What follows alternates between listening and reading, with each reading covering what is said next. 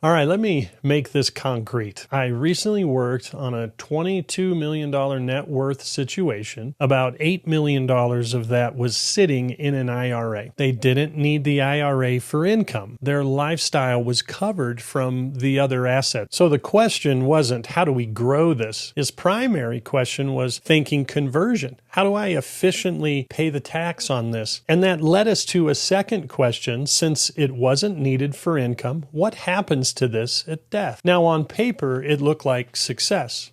But when you shift from income planning to estate planning, the IRA became the weakest asset in the structure, not because of performance, but because of taxation and timing. If nothing changed, the kids inherit a compressed ordinary income tax problem tied to market value at transfer. That's not a growth issue, that's structural misalignment. So we stopped treating the IRA like an income tool, and we evaluated it as a tax inefficient estate asset. That change in lens is where the conversation shifts, because once income isn't the primary objective, the question becomes, how do we reposition that exposure without triggering the tax problem all at once, or at all if possible? In this case, the IRA was repositioned through a tax-qualified defined benefit structure over a 5-year funding period. That plan funded a life insurance policy. At the end of the funding period, the client's grantor trust purchased the policy from the plan at its fair market value, which we had intentionally and systematically compressed during the funding sequence. We wanted that value as low as possible. The result?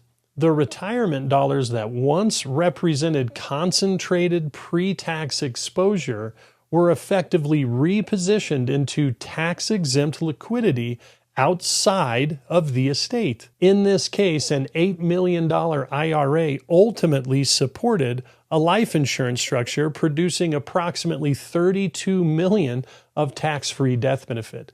No forced lump sum liquidation, no dependence on market timing, and no increase in estate complexity. This policy could be used to deal with any potential estate tax. This could be how he completely handles his legacy desires. It's flexible. Basically, he has options. Now, we're seeing this dynamic more often, especially when retirement accounts represent a significant portion of net worth, and income isn't the constraint anymore, which puts it in a different phase with a different objective. If something like that ever comes across your desk, it's worth evaluating before the structure becomes permanent. You can click this button here to get on my calendar if you'd like. I'd be happy just to compare notes with you. And certainly, if you're dealing with any particular client and you want to see what this might look like for them and just get some data on it, I'd be happy to do that as well. Go ahead and click that now.